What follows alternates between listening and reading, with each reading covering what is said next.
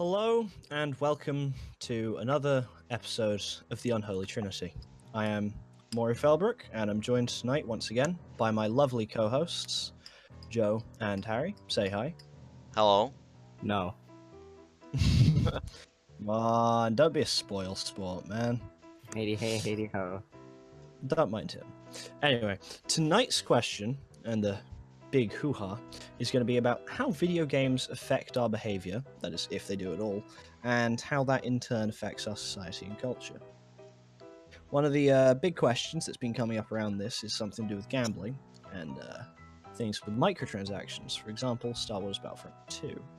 Now, Joe, let's start you off here. How do you feel about this, as a general subject? Well, I think microtransactions in a lot of games, for example, as you mentioned, Battlefront 2, is not an incredibly great practice anyways, because it's just, it creates an overall negative effect of, how people are always, it promotes gambling. That's really what I'm trying to say. Just children may not realize how they're spending maybe real money in games, as that's been apparent in mobile games before, and it's come to this point where it might actually be serious, where they might get into gambling and just not realize. Promotes gambling. How exactly does it promote gambling? I can understand what you're saying about not realizing they're using money, but how exactly does it promote gambling as a whole? It's quite a big step, to be Okay, fair. so in Battlefront 2, when you're purchasing these loot boxes, they're completely randomized, right? You can get anything. This includes like cosmetics, or actual, rewards for you can use in gameplay. It's completely randomized. It's sort of like you're gambling on trying to get as the actual gameplay elements. I don't know how many people want cosmetics, but there will be an audience for that. But you get the point. The point is you have no idea what you're gonna get, but you're still paying for it anyway. I can understand that. How about you, Harry? What's your response to this? What are your thoughts? In my opinion, children know exactly what they're doing. They know that they're spending some type of currency, and if they don't know that that currency is real life money, then surely the parents should have some sort of control over what they're spending. If the child is too young to realize what they're doing, then they shouldn't be spending money on this in the first place without parental permission. Well, how would you intend to, say, fix an issue like that? Say there wasn't parental permission, or there isn't, or there's currently no way to stop it, if that is the case. How would you suppose that could be fixed? Well, the first resolution that comes to mind is to just completely put an age rating on it so that minors, people under 18, can't actually access things like loot boxes. That would be good. Have either of you heard about the political disagreement recently starting in Belgium that's been going on, which has actually been attempting to classify loot boxes, specifically paid randomized loot systems in games, as a form of gambling, therefore making it actually completely illegal to market to children under the age of 18? How do you Joe, how do you feel that would Well, affect the market in the industry that's as it currently stands? it's a good thing, because I mean the active audiences have actually been heard for once, and you'll have people actually in the audience making an impact on what kind of things are actually suitable in games. I feel like things like this need a higher age rating, because it is gambling, and gambling is addictive, and it's not exactly a great practice to get into, especially for younger kids. And I think, to See, answer your question with the whole impact on the industry, I know that they do earn developers more money, because there's obviously in game transactions, but I feel like the actual at the end of the day, like the actual practice is not a great thing anyway. Like if you were to remove the practice from the industry, then I feel like the games would be a lot better of a place or gaming as a whole would be better. Ari, I pose the same question to you. How do you feel it would impact the industry if they did that? Because overall, what that would mean in a terms of marketing perspective would mean that a game that had any sort of in-game loot box system would actually be completely illegal to sell to a minor, and that would, well, in theory, cripple the market unless people were going to go against the ratings anyway. How do you feel people would respond to the entire I system? feel like it would have a really negative effect. The loot boxes, all the money that goes into them goes into the progression of the game. Say in an online game like Overwatch, if that was people under a certain age, that would, get them a lot of money. Loot boxes, for the people who already own the game, if they're not allowed to purchase or use loot boxes, then that could end up with Overwatch, well, games like Overwatch, going down the drain. That's potentially true, but Joe, any thoughts? Well, I mean, I'm not exactly entirely sure how the so what you were saying was that it could cripple uh like game developers or game communities as a whole by removing the system. Yes. Well, I mean, I'd have to disagree with that. There are surely other ways of unlocking potential items than randomized loot boxes. Surely you can unlock things by actually just playing the game, and maybe have a randomized chance of playing the game rather than having to use like an in-game currency. I mean, I feel like it could be that could even be counted as gambling, as time could be perhaps viewed as currency, but at the end of the day, things like Battlefront 2 and other games where you have to pay in-game transactions for these loot boxes, those are the real outliers here. You're still missing Well, the point about money, though. With money in the games, it's required for them to keep running, and sometimes they are quite pricey to run. The servers cost a lot, and there's going to be DLC and future expansion. Well, Individual player progression doesn't make the company any money. There are ways in every game to get the things like skins, loot boxes, with no money at all. However, it's rarer, and if you want to progress faster in a game like Battlefront 2, you can pay to do that. see, I'll have to stop you there. We have to just keep everything going. You did actually mention Overwatch just then, and that will actually bring us on to our next question now, which is actually a matter of representation, our second subject here, which is how different, say, cultures, societies, peoples, etc., are shown in different games. Overwatch has widely been critically acclaimed for actually having an incredible degree of representation in it, having a lot of the different characters ranging from different countries, from Asia, South Africa, North America, Europe, even the Antarctic, I believe, with May? Well, technically Asian. How do you two feel about that? How do you think they propose people? Different cultures, not even just different ethnicities, but different genders even, or belief systems. How do you think they show those? well, they're all good, and well, they're all there, but there are some specific characters from specific regions that maybe a little bit, over sexualized in some places, especially the women, like Tracer and Widowmaker. I mean, How so? well, you could just look at them if you wanted to. The Fair enough. I But- think everyone has heard about how that went. yeah, I mean, but the thing is, it's obviously seemingly part of the marketing, let alone the actual aesthetic of the characters, because I mean, Tracer takes up the entirety of the game art. You could like the She entire is the poster cover art. Yeah, You can just see here in the video that I've got my the copy on the desk here, but it is Tracer's the poster boy, though. To be fair, That's pretty much it. I mean, even though there are some deeper lore meanings to all these characters, some people on the surface just won't see that. They're just, people that don't look into all the lore behind the game. They won't see that because a lot of people just see it and then take it at face value. For example, yeah. I Harry. mean, yeah. Harry, what are your thoughts on that? Do you agree with Joe, or do you think that there is actually more to these characters than meets the eye?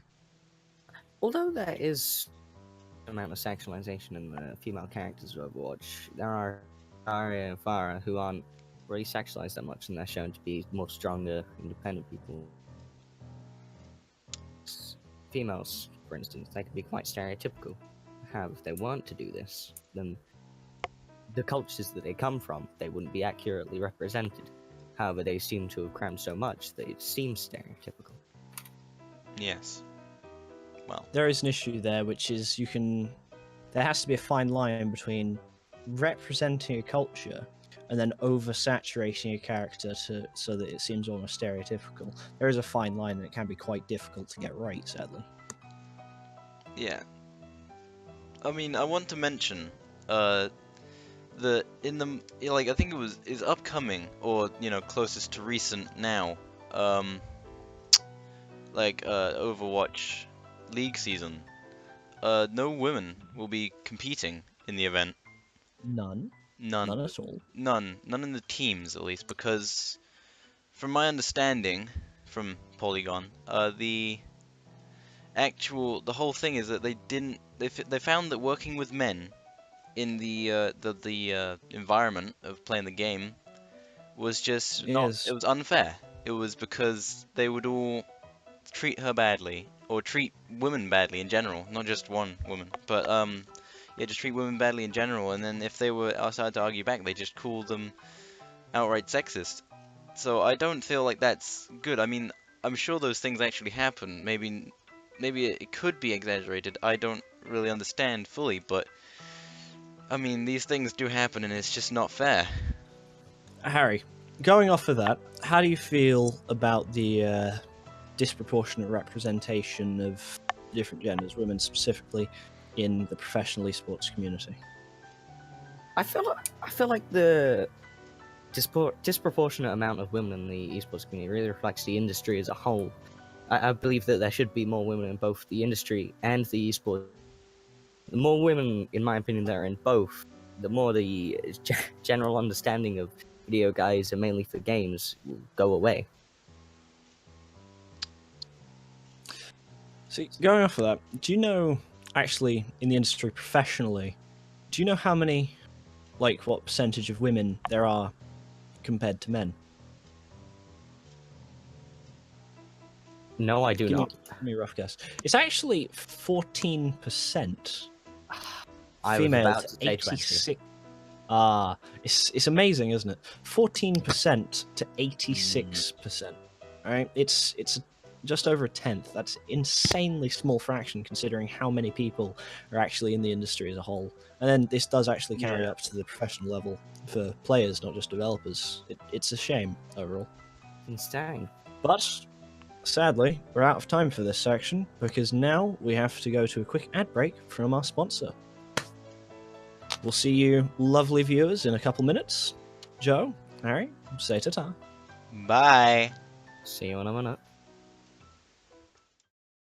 せーのでもそんなんじゃダメもうそんなんじゃほら心は進化するよもっともっと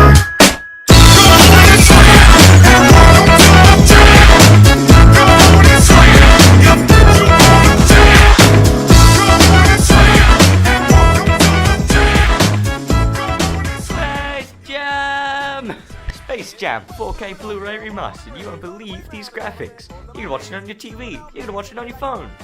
No, you can't.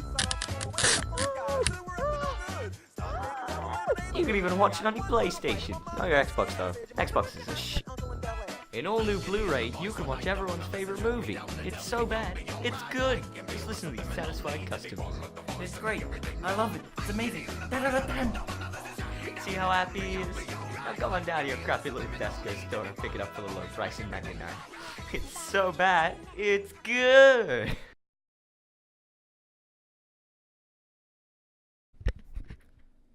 I lied. It's horrible. I've been chained up for days. Goddamn. Back in the basement, Gary! What? Oh, hey, Space Jam. What? Well, that was an advert, I suppose. Anyway, I believe, gentlemen, we have a podcast to do. So now that we've finished that, our next question will be covering questions about empowerment in games, how that affects our reasoning for playing games, our reasoning within games, and in turn our reasoning coming out of games. which leads on to questions about uses in gratification theory and encoding and decoding, with how developers put messages into a text and how we receive them, and once again, how this changes our opinion on the real world. Harry, what are your thoughts about this? Why do you think people play games? Why do you think they get? What kind of power do you think they get from it? I feel like people play games mainly for recreation, to get out of the world, to just have some fun. I asked a local Discord server that I use about it, and most people said I heard so. I heard so just fucking chuckle. It's let this Right. not disrupt. All right, We can just edit this out. You just wait a few seconds of silence. Start with I asked a local Discord I used. Carry on from there.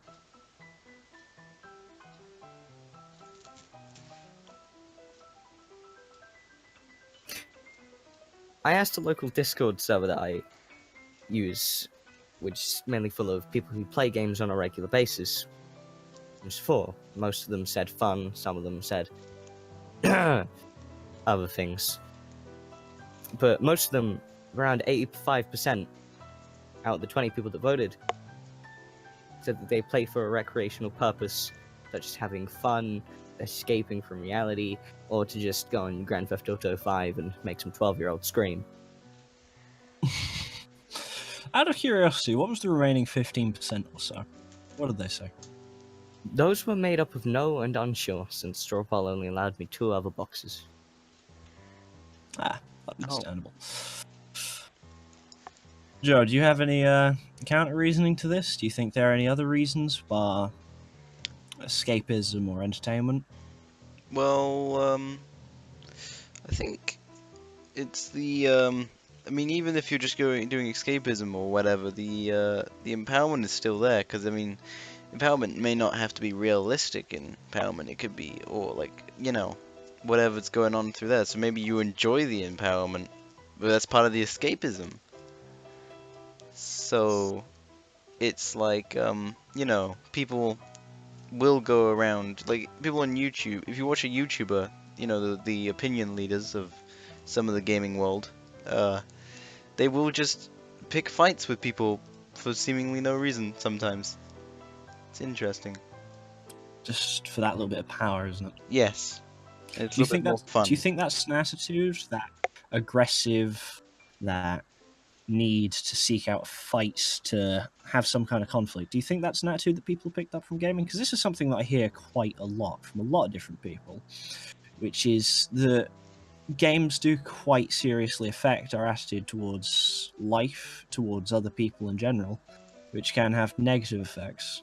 Do you think the whole idea of them just going out and picking fights is because of games, or what? It could be. It might well be. I mean, yeah. I mean, you see people in games, people just go out and they will pick fights in the games because they can. But in real life, It's like Harry said, it could be equivalent. just going out and screaming on Grand Theft Auto. Yeah. And pick up an RPG and shoot them. You don't have any conflicts. It can be said by some people in theory that this can lead to people becoming desensitized and then just becoming aggressive in general towards the world. Yes, well, I mean, I did ask a few people, older generation, namely my parents, but the actual thing that I did hear was they thought it was desensitizing people to violence, and I asked them if they thought films were similar, and the actual answer was that no, well, they are similar, but they're not quite as strong as games, because in games you're the one that's pulling the trigger, not the actor in that case. Oh, I like that. That's a nice little bit of imagery there. You're the one pulling the trigger. And moving on to something, making it a bit more realistic, even more than just being in control, is actually the rising tide of virtual reality in the recent gaming industry. Things like VR chats, where you can just go in, you can be someone else. I believe Harry said earlier, escapism. Well, you both did actually. Just escapism. VR chat is a good example of this from what I know.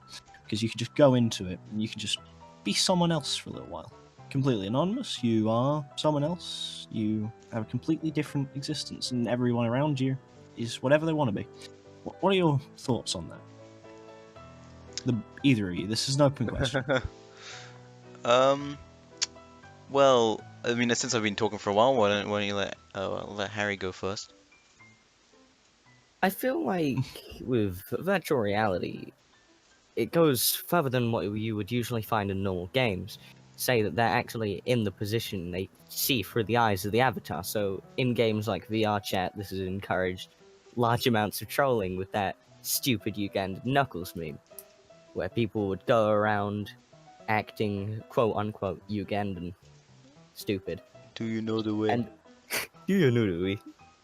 And they would go around and I they would will have troll to- mass I will amounts of have to people. swing the ban hammer if you use a dead meme like that again. Oh, I will kick you no. off my I will kick you off my stream.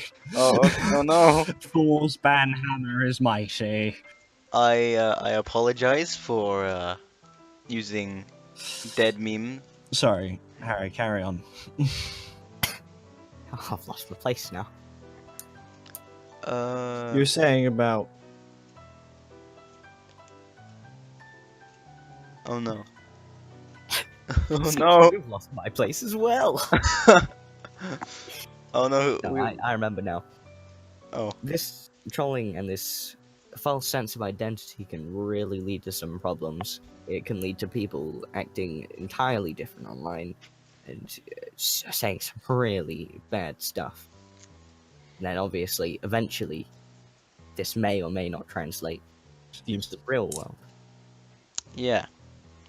it May can stuff go end out. up blurring the borders of reality, can't it? Yeah. To put it quite Hmm. simply, yeah. Joe, do you have anything to add to this? With the VR chat. Yes. I found a study, actually, that was looking into blurring the boundaries between the real life and the not so real life. And it was on children specifically, since they're more susceptible to the perception of virtual reality being real. And they found that, or they felt that certain fictional characters presented to them in a virtual space were more real, or actually real, which is kind of spooky, actually. So, yeah, we shouldn't let any children get in a VR headset and be able to play games that you'd let other children play. Like, you know, people let children play 18 rated games sometimes. That's not really okay, but it still happens. And what's really, really not okay would be to let people play things like Doom VFR in their for children. Yes, I was thinking about that actually, because that's the whole VR concept bumped up to a much higher scale. Because in general terms, games like Doom are slated for being incredibly violent, right? And it's like they're said to have a horrible, horrible effect on. Yeah, I mean how is that encoded and decoded? It's just it's just Non-stop absolute violence, and depending on who you are, you can take that in a variety of different ways. But the issue recently that's come up is, as you say, Doom VFR, which is a comical twist on the classic Doom staple, the big fucking gun being virtual fucking reality. Yeah, we will have to bleep that. But yeah, virtual fucking reality, which is an interesting concept. Good joke. Well done. It's studios. It's studios. It's software. It's software, isn't it? probably. I believe so. And that's recently come under fire because it puts you. I don't think it puts you in control of the Doom guy, but a person in similar circumstance, which is you're running around on Mars with an unstoppable wave of ammunition, guns, with an endless horde of demons. And it's just non-stop murdering, which is the classic Doom staple, but this instance it's come under fire for being so much worse because you are directly in control. You're just behind the eyes, behind the trigger. You're the one pulling the trigger, as you said, not the actor, not the character. It's not only that, As you said earlier. since children are so much more susceptible to all this stuff, it's like all the adding, all the sort of decoding they're working from that, it's not the right, it may not be the same meaning that the original author wanted to get across with their encoding of things. With all this sort of gruesome art and stuff, they obviously wanted you to just go in and have a whale of a time, you know, have fun slicing your way through hell.